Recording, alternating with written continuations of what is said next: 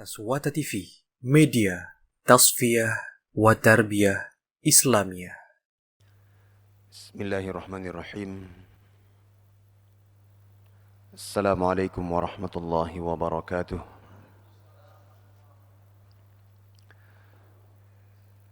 Alhamdulillah. Wassalatu wassalamu ala Rasulillah wa ala alihi wa ashabihi wa man tabi'a hudah. Ashhadu an la ilaha illallah wahdahu la syarika lah wa ashhadu anna Muhammadan abduhu wa rasuluh sallallahu alaihi wa ala alihi wa sahbihi wa sallama tasliman katsira, amma ba'd. Hadirin kaum muslimin dan muslimat, jamaah salat subuh yang dimuliakan oleh Allah. Alhamdulillah, merupakan sebuah nikmat yang sangat besar dan sangat agung yang Allah Azza wa Jalla anugerahkan kepada kita, yaitu tatkala Allah Subhanahu wa Ta'ala masih memberikan kesempatan kepada kita untuk menunaikan ibadah, membuka waktu atau awal waktu kita dengan ibadah. Rasulullah sallallahu alaihi wasallam pernah bersabda di dalam sebuah hadisnya, dan itu bagian dari salah satu dari doa-doa Rasul sallallahu alaihi wasallam kepada umat beliau. Beliau mengatakan, Allahumma barik li ummati fi bukuriha. Ya Allah, berkahilah umatku di waktu paginya. Dan tentunya keberkahan itu enggak mungkin datang, jamaah yang saya muliakan, kecuali kita mengawali awal hari kita, pagi kita dengan ibadah, dengan zikrullah, as-salah, qiraatul Quran, dan yang lainnya dari ibadah-ibadah yang lainnya. Semoga kita bagian dari orang-orang yang didoakan oleh Nabi sallallahu alaihi wasallam, dan tentunya doa beliau insyaallah diterima oleh Allah Subhanahu wa taala. Hadirin yang dimuliakan oleh Allah Azza wa Jalla, di waktu yang singkat ini saya ingin sampaikan, menyebutkan salah satu hadis dari ahadits Rasulullah sallallahu alaihi wasallam yang menyangkut tentang keimanan, di mana keimanan itu penting, di mana manisnya keimanan itu bisa dirasakan oleh setiap muslim maupun muslimah. Beliau sallallahu alaihi wasallam mengatakan, "Thalathun man kunna fihi wajada bihinna halawatal iman."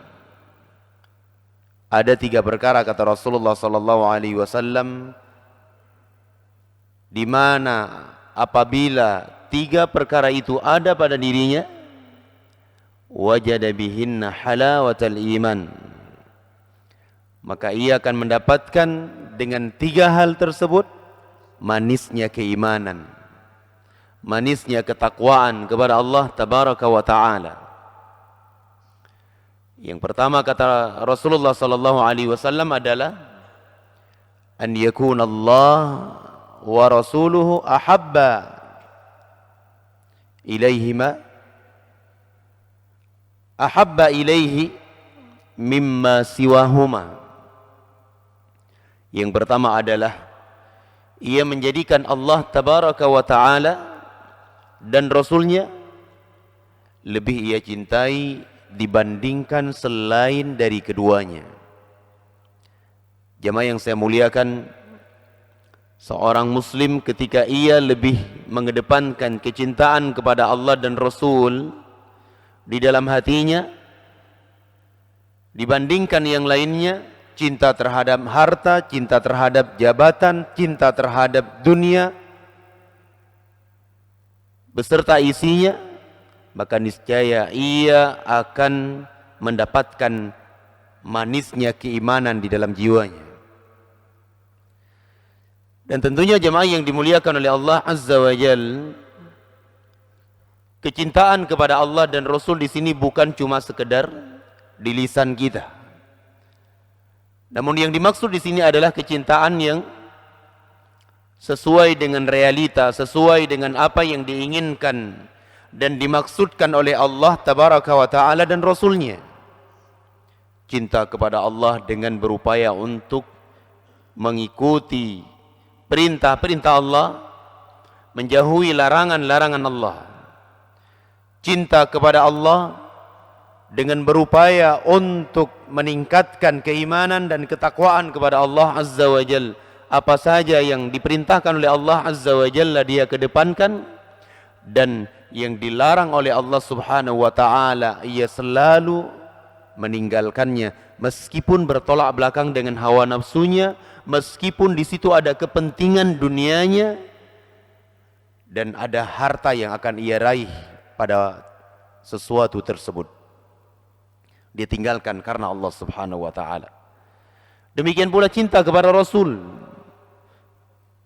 Tidak cuma mengatakan aku cinta kepada Nabi, aku sayang kepada Rasul, tidak. Namun dia berupaya untuk taat dengan perintah Rasul, menjauhi larangan Rasul, membenarkan semua berita yang datang dari Nabi ketika riwayatnya sahih, dan tidak beribadah kepada Allah Tabaraka wa Ta'ala kecuali dengan tuntunan dan bimbingan beliau sallallahu alaihi wasallam. Ini bentuk cinta seseorang kepada Allah dan Rasulnya. Maka barang siapa yang menjadikan Allah dan Rasulnya itu lebih dia cintai dibandingkan selain dari keduanya, ia akan merasakan manisnya keimanan. Kemudian yang kedua, wa an yuhibbal mar'a la yuhibbuhu illa lillah.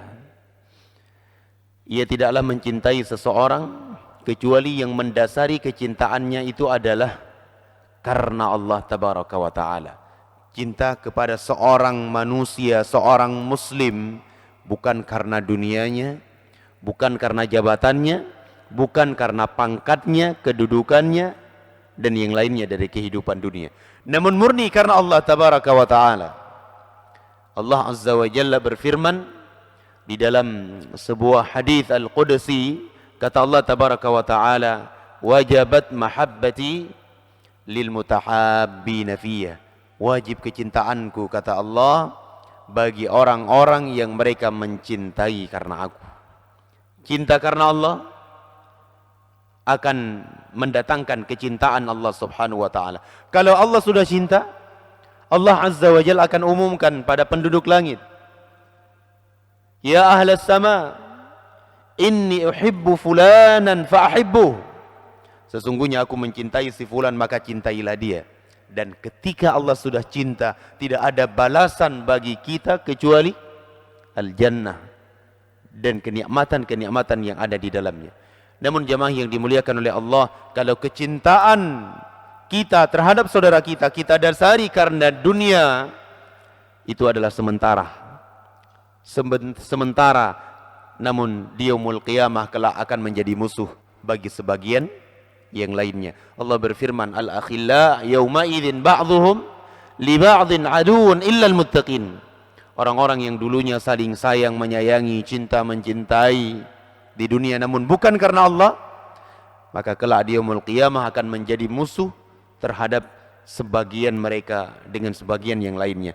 Illal muttaqin, kecuali orang-orang yang bertakwa, kata Allah, orang-orang yang mendasari kecintaan mereka karena Allah Subhanahu wa Ta'ala. Kemudian yang ketiga dan ini yang terakhir adalah wa an yakrah ay ya'uda fil kufur. Ia benci untuk kembali kepada kekufuran. Ba'da an qadahu Allah, setelah Allah Azza wa Jalla menyelamatkan ia diberi hidayah oleh Allah, diberi petunjuk oleh Allah kepada Al-Quran was Sunnah, dibimbing, dituntun, ia benci untuk kembali kepada kesesatan, kembali kepada kerusakan, kembali kepada pelanggaran syariat Allah Subhanahu wa taala. Setelah Allah berikan hidayah kepadanya, seperti ia membenci dimasukkan ke dalam neraka Allah Subhanahu wa taala. Dia tanamkan kebencian di dalam hatinya terhadap kekufuran, pelanggaran syariat, kesalahan-kesalahan dan kekeliruan-kekeliruan yang terjadi di tengah-tengah muslimin. Maka tiga hal ini jamaah yang dimuliakan oleh Allah, kalau ada di dalam diri kita, kita akan merasakan manisnya keimanan, lapangnya dada kita.